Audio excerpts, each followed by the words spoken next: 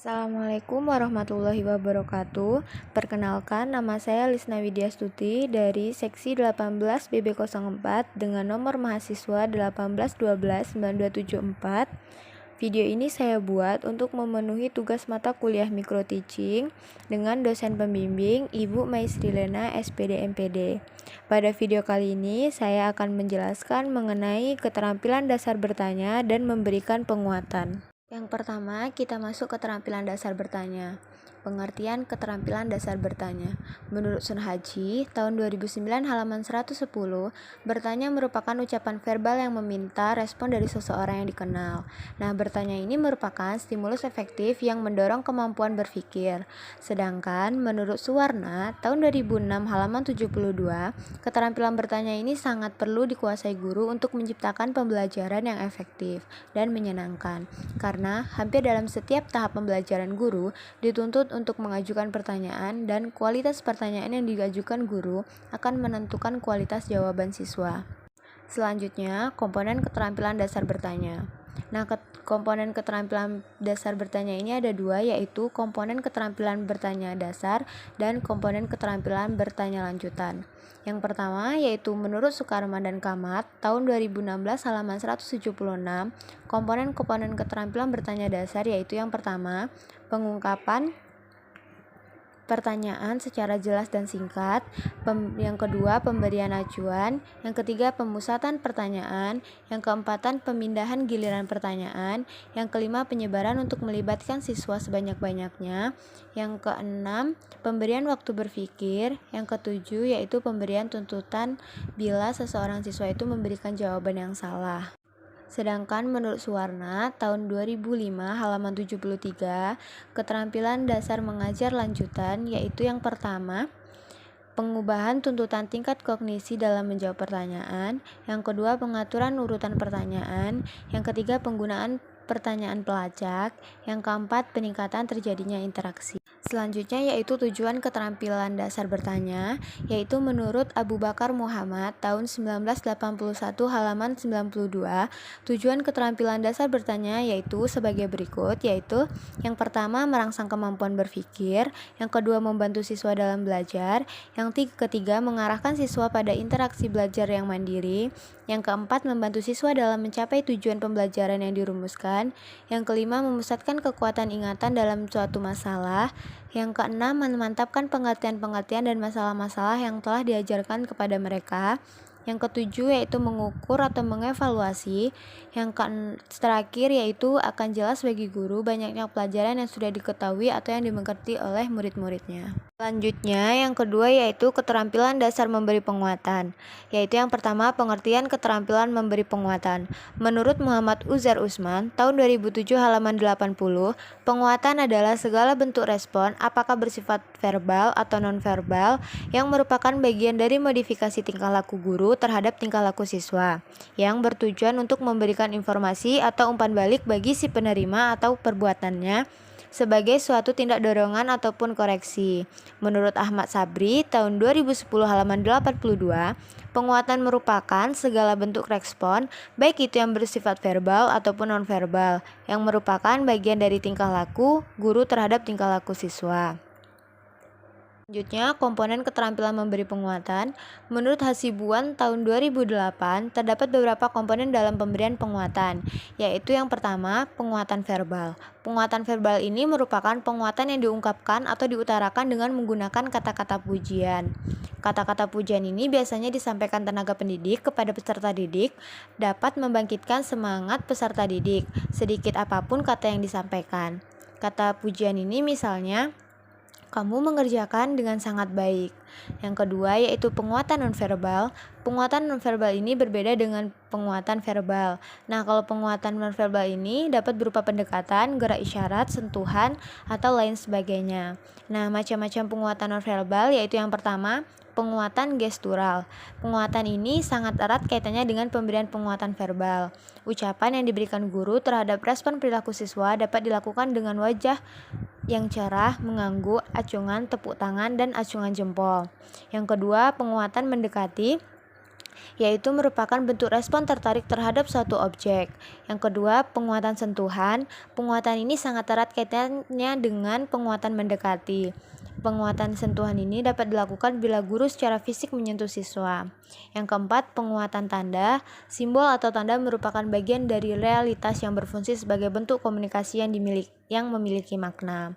Yang kelima, penguatan dengan kegiatan menyenangkan. Guru dapat menggunakan kegiatan ini dan tugas-tugas yang disenangi oleh siswa.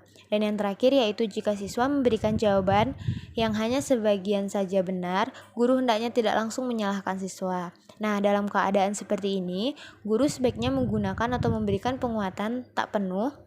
Misalnya, bila seorang siswa yang memberikan jawaban itu sebagiannya benar, sebaiknya guru mengatakan, "Ya, jawabanmu sudah baik, tetapi masih belum perlu disempurnakan," sehingga siswa tersebut mengetahui bahwa jawabannya itu tidak seluruhnya salah dan ia mendapatkan dorongan untuk menyempurnakan.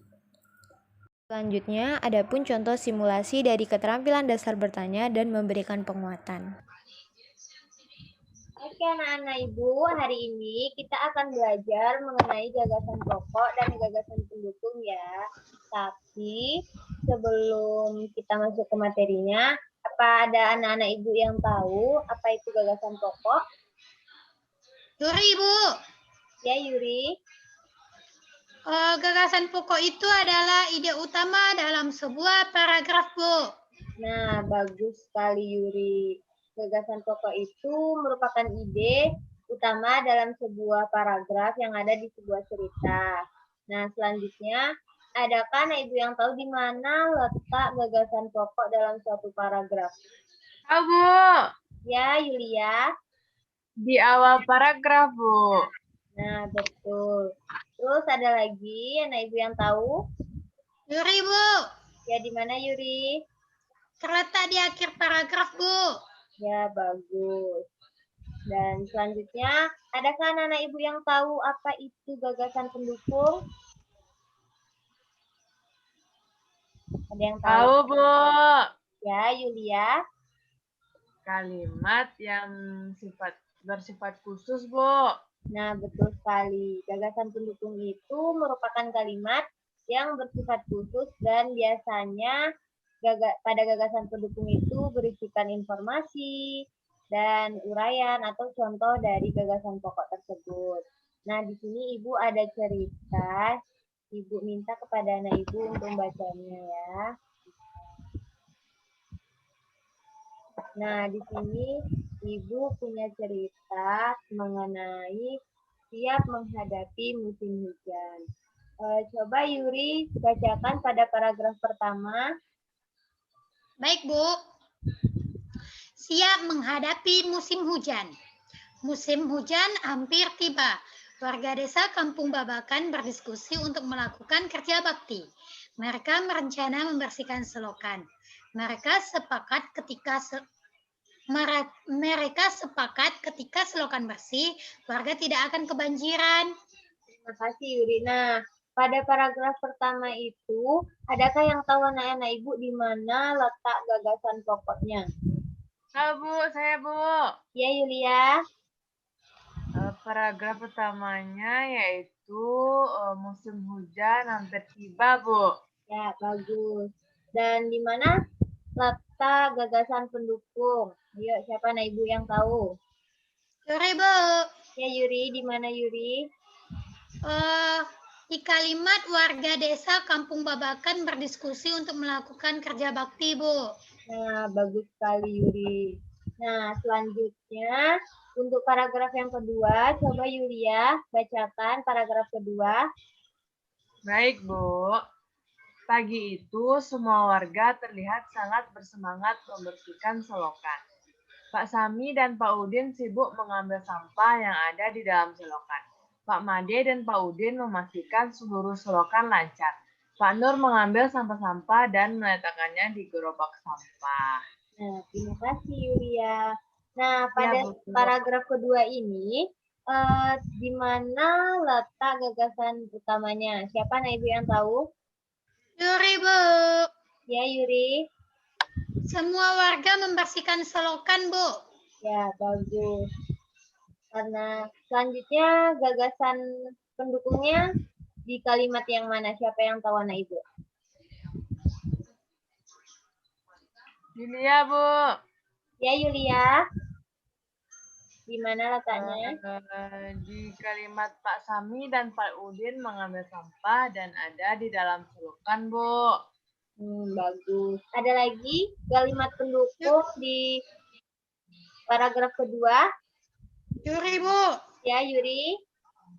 Pak Made dan Pak Udin memastikan saluran selokan lancar dan Pak Nur mengambil sampah-sampah dan meletakkannya di gerobak sampah, Bu. Bagus. Nah, untuk paragraf yang ketiga akan Ibu bacakan ya, disimak ya Nana Ibu.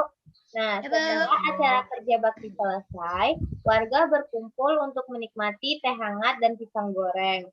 Makanan tersebut dimasak oleh warga yang ibu-ibu. Mereka senang karena selokan desa sudah bersih. Ini mereka siap untuk menghadapi musim hujan. Nah, pada paragraf ketiga ini, di mana letak gagasan pokok? Ada anak ibu yang tahu? Saya, Bu. Ya, Yulia. Terletak pada kalimat setelah acara kerja bakti selesai, warga berkumpul untuk menikmati teh hangat dan pisang goreng. Itu, Bu. Bagus. Untuk gagasan pokoknya pada paragraf 3 terletak di kalimat mana, Nana Ibu? Ada yang tahu? Ulangi pertanyaannya, Bu. Paragraf yang ketiga ini, adakah Nana Ibu yang tahu di mana letak gagasan pendukung? Oh, Yuri, Bu. Ya, Yuri. Gagasan pendukungnya ada di paragraf 2, Bu, yang bunyinya makanan dimasak oleh ibu-ibu, Bu. Ya, bagus. Nah, dari cerita yang kita baca tadi dan Ibu baca, apa pelajaran yang anak-anak Ibu dapatkan? Saya, Bu. Ya, Yulia. Bergotong royong, Bu. Bagus. Ada lagi anak-anak Ibu? Yuri, Bu. Ya, Yuri. Membersihkan lingkungan, Bu. Nah, betul semua anak-anak Ibu. Pada cerita di atas, kita juga dapat pelajaran bahwa kita sesama makhluk sosial itu harus saling tolong-menolong. Dan kita juga harus menjaga lingkungan agar lingkungan kita itu sehat dan nyaman. Nah, apalagi sekarang musim hujan ya, biasanya rumahnya kebanjiran karena terdapat banyak sampah di selokan. Adakah rumah anak Ibu yang pernah terkena banjir? Yulia, Bu. Yuri, Bu. Sekarang aja sedang banjir rumahnya, Bu. Wah, benar Yulia, sedang banjir di rumahnya. Nah, Iya, biasanya Bu. penyebab terjadinya banjir itu seperti apa, anak-anak? Apa yang menyebabkan banjir terjadi? Karena Yulia membuang sampah sembarangan, Bu. Wah, terus ada lagi? Karena selokannya tersumbat, Bu. Membuang sampah sembarangan itu baik atau tidak sih, anak-anak? Tidak, Bu. Jadi sebaiknya kita jangan membuang sampah sembarangan ya, karena membuang sampah itu kita menyebabkan lingkungan kita kotor, kumuh, dan juga dapat mencemari sungai kalau kita membuang sampahnya di sungai. Nah, itu tadi pelajaran kita pada hari ini. Kita akhiri dengan alhamdulillahirabbil alamin. Alhamdulillah. Alhamdulillahirabbil alamin.